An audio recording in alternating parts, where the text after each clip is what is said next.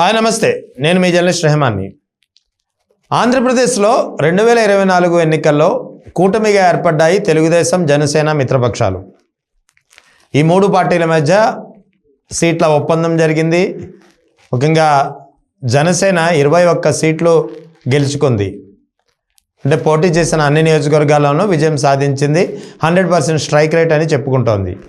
అయితే ఇప్పుడు క్షేత్రస్థాయిలో మాత్రం టీడీపీ ఎమ్మెల్యేలు ఉన్న చోట జనసేనకు, కార్యకర్తలకు, జనసేనకు అసలు ఏమాత్రం సయోధ్య వాతావరణం కుదరడం లేదు.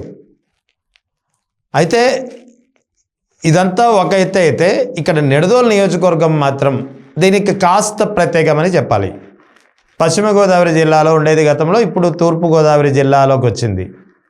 తూర్పుగోదావరి జిల్లాలోని రాజమండ్రి పార్లమెంట్ పరిధిలో ఉన్నటువంటి నిడదవోలు నియోజకవర్గం వాస్తవానికి వైఎస్ఆర్ కాంగ్రెస్ పార్టీ, అంతకుముందు కాంగ్రెస్, ఆ తర్వాత టీడీపీ, ఈ మూడు పార్టీల మధ్య ఉండేది. ఎప్పుడైతే వైఎస్ఆర్ కాంగ్రెస్ పార్టీ వచ్చిందో అప్పటి నుంచి వైఎస్ఆర్ కాంగ్రెస్ పార్టీ లేదా టీడీపీ మధ్య ఉంది. టీడీపీ ఆధిపత్యం కాస్త ఎక్కువ అని చెప్పాలి నిడదవోలు నియోజకవర్గంపై.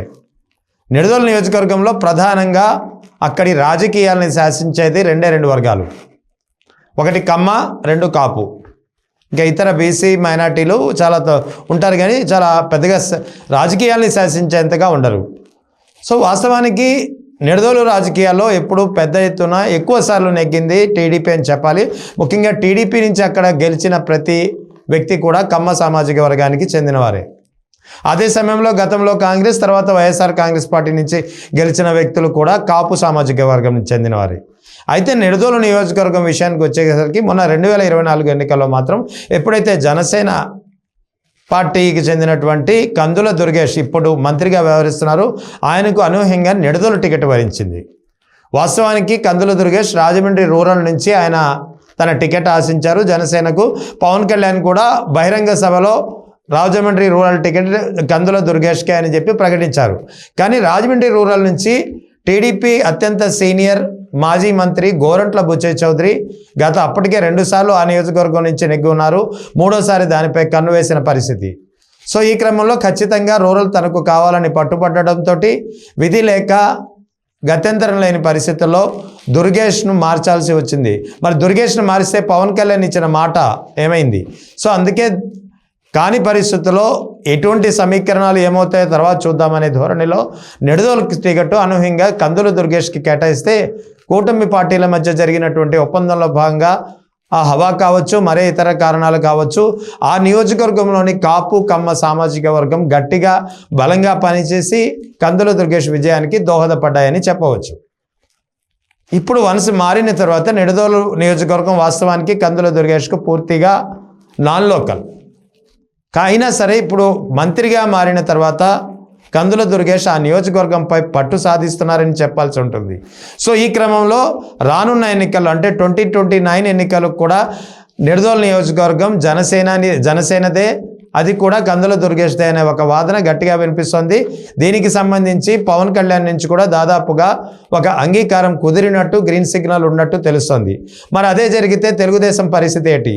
తెలుగుదేశం నుంచి ఇప్పటికే అక్కడ ఉన్నటువంటి సిట్టింగ్ గత మాజీ ఎమ్మెల్యే బూరుగుపల్లి శేషారావు పరిస్థితి ఏంటి? శేషారావు ఇప్పటికే చాలా కాలంగా పార్టీ కార్యక్రమాలకు దూరంగా ఉంటున్నారు. అటు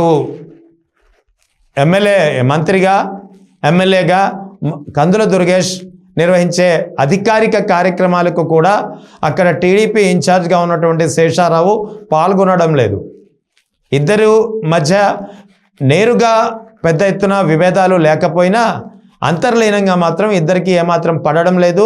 అక్కడ సైలెంట్గా ఉంటున్నారు. ఎటువంటి కార్యక్రమాలకు మాజీ ఎమ్మెల్యే శేషారావు హాజరు కాని పరిస్థితి.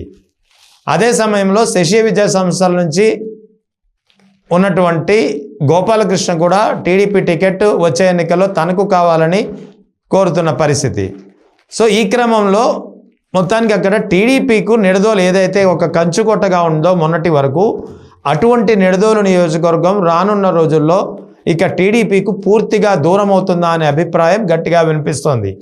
ఇదే ఇప్పుడు నిడదవోలులో బలంగా ఉన్నటువంటి దాదాపు 16% ఉన్నటువంటి కమ్మ సామాజిక వర్గంపై, కమ్మ సామాజిక వర్గంలో ఒక ఆందోళన నెలకొంది. ఇన్నాళ్ళు తమకు అండగా ఉన్నటువంటి నియోజకవర్గంపై ఇప్పుడు తమ పట్టు కోల్పోతున్నాం తాము. ఇక రానున్న ఎన్నికల్లో కూడా అంటే 2024 అయితే ఇద్దరి మధ్య ఓట్ షేరింగ్ నేపథ్యంలో గత్యంతరం లేని పరిస్థితిలో రాజీకి అయితే కుదిరాం. కానీ 2029లో కూడా ఈ స్థానం తిరిగి జనసేనదే అంటే ఎలా ఒప్పుకోగలమనే ఒక కన్సర్న్ కానీ ఒక ఆందోళన నెలకొంటోంది, ముఖ్యంగా కమ్మ సామాజిక వర్గంలో. ఇక శేషారావు లేదా గోపాలకృష్ణ వంటి ఎవరైతే 2029 టికెట్ ఆశిస్తున్నారో టీడీపీ నుంచి నిడదోలు నియోజకవర్గంలో, వీరి నుంచి అయితే ఆందోళన మరింత ఎక్కువగా ఉంది. సో ఓవరాల్గా ఇక్కడ చెప్పొచ్చేది ఏంటంటే కందుల దుర్గేష్ ఎమ్మెల్యేగా నాన్ లోకల్గా అక్కడ ఎంటర్ అయ్యి అక్కడ పట్టు సాధించి తిరిగి ఆ నియోజకవర్గం తనదే అని చెప్పే ఒక ఖచ్చితమైన అభిప్రాయాన్ని కలిగించుకోవడంతో అక్కడ ఉన్నటువంటి కమ్మ సామాజిక వర్గంలో కానీ మాజీ ఎమ్మెల్యేలో కానీ కొత్తగా టీడీపీ టికెట్ ఆశిస్తున్న వారిలో కానీ పెద్ద ఎత్తున ఒక ఆందోళన నెలకొంది. నిడదోలు మా నుంచి దూరం అయిపోతే ఎలా, దీన్ని కాపాడుకోవడానికి ఏం చేయాలనే ఒక సమాలోచన, ఒక సమీక్ష అక్కడి టీడీపీలో ఒక అంతర్మదనంగా సాగుతోంది.